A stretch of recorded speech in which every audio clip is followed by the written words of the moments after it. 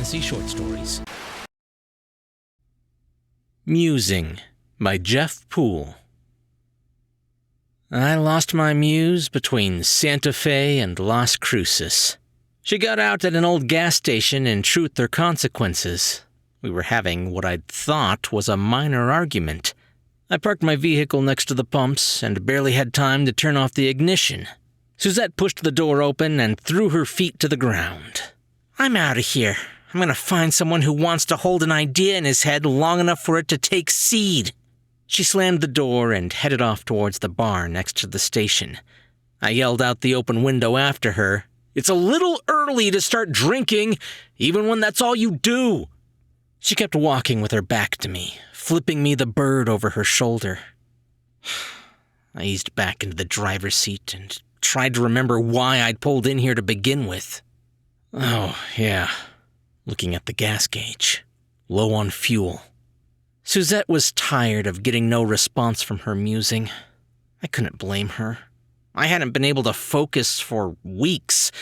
My thoughts were worthless. Bees landing on artificial flowers was about the best analogy I could come up with, which summed up the lameness and desperation of my situation perfectly. I was afflicted with something serious, and I hoped temporary. Nothing Suzette offered seemed to take root in my head. It was weird, because we'd been a productive pair for 2 years running. Suzette had even told me her real name, Margaret. She went by the moniker Suzette because she thought it sounded more muse-like. As I watched her walk away, I turned on the radio. A band I referred to as Nickel Blow was playing the only song in their repertoire I liked, something about a photograph. One of the lamest bands in human history, and I liked one of their lame songs. Another customer gassing up was watching me through my windshield, probably wondering why I was just sitting there. "Like I care, buddy." He gave me a wry smile and looked away. Actually, I did care. I wanted to get going. Suzette and I had believed hitting the asphalt for a while would shake something loose. A full-blown road trip out of the frosty north to the sunny environs of Las Cruces, or maybe to the so-called boot heel of New Mexico. I got out of the car, put the nozzle in the tank, and leaned against the car. It was a beautiful autumn day, what I like to call summer light.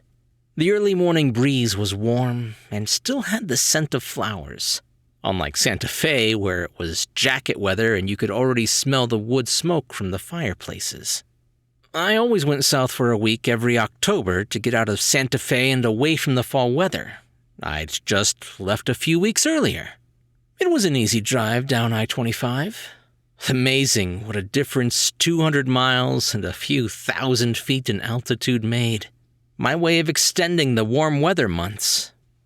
But it wasn't moving me the way it had in the past. What the hell was I doing in Truth or Consequences? Anyone who lived in New Mexico more than a week called it T or C. It had maybe 6,000 or 7,000 people tops, counting the huge population of retirees. Hadn't a serial killer been caught here? Yeah, Ray something or other. He used to take hookers to his trailer, torture and kill them, then dump them in the local reservoir. He got away with it until one of his reluctant guests got loose, and wearing nothing but her birthday suit, ran to one of his neighbors. Then it was bye-bye Ray. Where the hell did you find hookers in a town the size of T or C? What place did you leave to turn tricks in Truth or Consequences, for Christ's sake? A town named after a freaking game show. Suzette startled me out of my mini-trance. "You're doing it again." You're back." She was standing near the rear of the car with her hands on her hips. "What's wrong with you, Greg? You're so goddamn scattered. Your mind's like a sieve, bleeding all over the place. Nothing I do moves you anymore. You used to be light and funny. You wrote light and funny. Now you're semi-morose and graveyard funny, when you even bother to write." "Like, Going from chocolate to dark chocolate? Suzette rolled her eyes. Or not funny at all. I went in to pay the attendant and maybe grab something to eat. I meandered around the aisles looking for something that struck my fancy. A lot of Americans have this habit, and I think it's a serious character flaw, and why so many people in this country are fat. I found a bag of cashews and headed to the checkout. Walking to the front of the store, I could see the guy working the cash register watching Suzette through the front window. He didn't notice me at first, then visibly shook himself out of a wistful trance. "Damn, buddy, that is one nice-looking woman," he said through tobacco-stained teeth. "Yeah." A muse is supposed to be attractive, and Suzette was definitely easy on the eyes. A bit tall, which was nice because so was I. We both had light blonde hair and green eyes, but she had an upside-down heart-shaped butt, whereas I had fused North American hips. "She looks kinda pissed off." "Yep." "Sorry, I just felt like commenting on it." I glanced at his name tag. It read Ray. "No worries, Ray. I totally get it. Believe me." Ray gave me change, and I went back to my car. Suzette had disappeared. I thought about spending 5 minutes to sightsee the entire town, then decided to see if Suzette had gone into the bar next door. I squinted against the early morning sun to read the sign in front as I approached the single-story, adobe-colored building. The Alka Hole. Someone had sprayed light green paint over the Alka part, so from a distance it was simply the hole. But you could see through the color when you were as close as I was. There was a lone blue Malibu parked out front. Okay, not too many customers at 10 in the morning. A good sign. I entered the bar and waited for my eyes to adjust to the darkness. The place smelled like cigarettes, which is weird because smoking is illegal at indoor establishments in New Mexico. I spotted Suzette near the bar with 2 guys. One tall and thick, the other short and wiry and wearing a baseball cap. Even at this hour, they both appeared to have had a few too many. Suzette had a cigarette in one hand and a rum and coke in the other. I knew it was a rum and coke because that's all she drank. I mean, that's all she drank. No water, no soft drinks, no fruit juice, just rum and cokes. There's a reason so many writers drink a lot. All muses live on some form of alcohol. I wasn't an alkie, but everyone thought I was because I was constantly at the liquor store buying various brands of rum. As I walked up to their little group, I heard one of the guys ask, "So where are you from, Peggy?" I guess Peggy worked fine in the hole. "From far away, boys, and I'm just here for a drink, so give me a little space, would ya?" She passed the cigarette to one of the men. "Thanks." I tried to sidle up next to her, but it was more of an awkward squeeze between her and her newfound would-be paramours. The bartender was the only other person in the place besides us, an old guy with giant white eyebrows who looked like he could have played football in the 50s. He leaned forward and said, "Come on, tell us one more and your next drink's on the house." "How's it going, Margaret?" I inquired. "Thought you said your name was Peggy," said the shorter man. Peggy ignored him. "I'm almost done, Greg. Give me a minute and you can head out." She took a big drink of her cocktail. "Okay. A dude spots a nice-looking girl in a bar and goes up to start small talk. Seeing that she doesn't mind, he keeps chatting her up for a while longer, then asks for her name. She says, 'Carmen.' 'That's a nice name. Which one of your parents named you?' he asks. 'Neither. I did.' So he asks, 'Why did you name yourself Carmen?' Looking directly into his eyes, she says, 'Because I like cars and men.' She pauses and then asks the man, 'So what's your name?' And without missing a beat, the guy replies, 'Beer sex.'" Her mesmerized audience laughed hysterically. Between chortles, Suzette said, "Greg here writes sometimes." Everyone looked at me. She took another drink. "Greg used to write funny science fiction. I like funny science fiction." "Yeah, Greg," said the tall, burly guy. "Funny is good." "Can be," I said, hoping that would end this line of conversation. "Why'd you stop?" "I haven't figured that out yet." "What name you write under?" "Greg Caldwell." "Oh, yeah! I read one of your books, the one about the alien bartenders. I thought it sucked. No offense." The guy with the baseball cap chimed in. "Yeah, no wonder you stopped. It wasn't funny. No offense." "Thanks, and thank you, Peggy," I said with raised eyebrows. "Think nothing of it, darling." I really think we should hit the road, dear." "Not just yet," Suzette said. "I want you to meet my cousin." "Who?"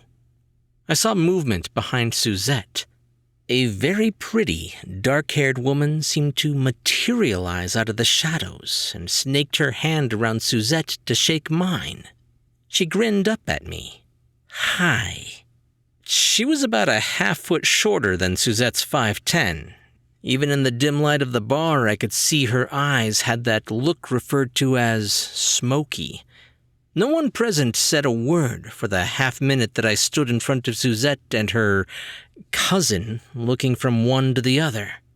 Finally, I managed to blurt out, "Your cousin?" "Hi," said the tall, burly guy, taking the hand of the new arrival. "I'm Ray." I stopped myself from asking, how many Rays live in TRC? The other man chimed in. "Hi, I'm Peter." The dark-haired woman studied the two men for a moment as she shook Ray's hand before shifting her gaze back to me. "Suzette said she thought we should meet. She thinks you've changed and might need a new kind of friend." "When the hell did she say this?" "Pretty recently. She said she might have to reevaluate her status." "What the fuck do you mean, reevaluate her status?" She shrugged her shoulders before replying, "I mean move on." I definitely didn't like the way things were going, but all I could think of to say was, I really like Suzette. "She really likes you too, Greg, but she can't be satisfied if she can't do her job." "When did you get to TRC?" The woman's lips moved down at the corners in a gesture that seemed to say, "Does it matter?" Ray and Peter were observing our conversation with puzzled looks. Ray started to say something, but Peggy silenced him with a light touch to his shoulder. Now, Ray, let them get to know each other." Suzette's cousin took my hand and whispered, "We should be going, Greg." I looked over at Suzette. "What about you?"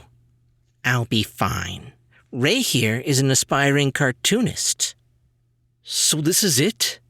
2 years together and I get dumped in the hole?" "Greg, I'll drop in from time to time for old time's sake, but you need someone with a darker sense of humor. And that ain't me. I'm all about the light stuff." "This is pretty sudden. I'm kind of staggered here." My new acquaintance put her arm through mine, gently moving me towards the door. "I'll grow on you, Greg. I think you'll find we have a lot in common. Let's go." We walked out of the bar and headed towards the gas station and my car. I was in a mild state of shock, so we walked in silence.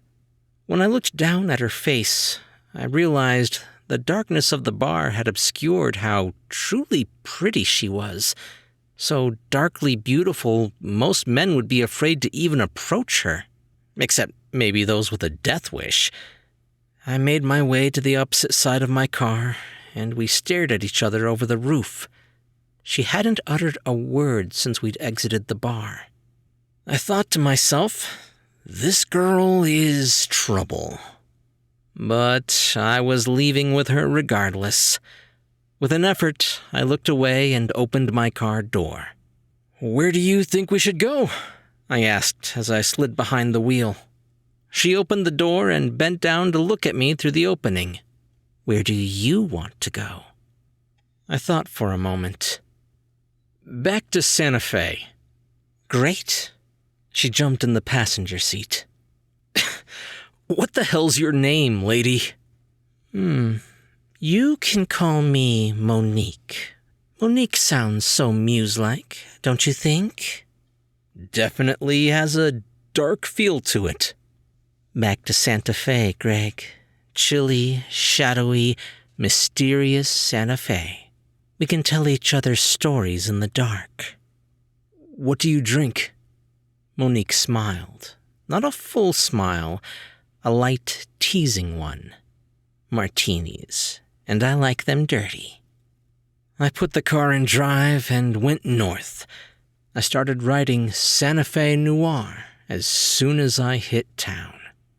A few months later, some guy named Ray Campbell from Truth or Consequences began making a splash with his underground comic, NASCAR Drivers in Space. Sounds pretty lame to me, but what the hell do I know?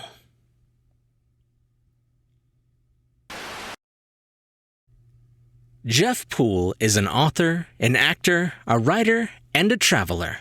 He's also a cancer survivor. Once you've dealt with that, all other accomplishments, no matter how passionately you pursue them, become second on the list of things done. He's been acting since March of 2014, including some voice acting work on Audible. He's a published writer of short stories in various genres, and he's a member of the Horror Writers Association, HWA. He's appeared in full-length features, television series, commercials, and many short films. He's received Best Actor awards in several film festivals, and been a main character in some award-winning short films. He's made 3 training videos for the Department of Energy, DOE, over the last year, half of it with extensive use of a teleprompter, and the rest with a standard script. He recently wrote, produced, and acted in a short horror comedy, Hello, which is making the festival rounds and has been selected as a finalist for Best Short in many of them. He's traveled extensively in Europe, North America, the Caribbean, and Australia, and he likes to think that it has had an effect on his writing and acting. Hey guys, I hope you liked that story. It's not the kind of story I usually get on the channel, so when I saw it, I figured I'd give it a chance. And as somebody who's been a writer, artist, and a voice actor, I can definitely relate to having a sudden shift in style and just reeling as you figure it out. Nothing seems like it's good for quite a while there. It's something that definitely happens. Anyway, if you guys liked it, be sure to leave a thumbs up and a comment if you're on YouTube. Otherwise, if you're listening to the podcast, just be sure to subscribe for more brand new short stories. I'm Chris Herron, and that's it for today's Tall Tale TV.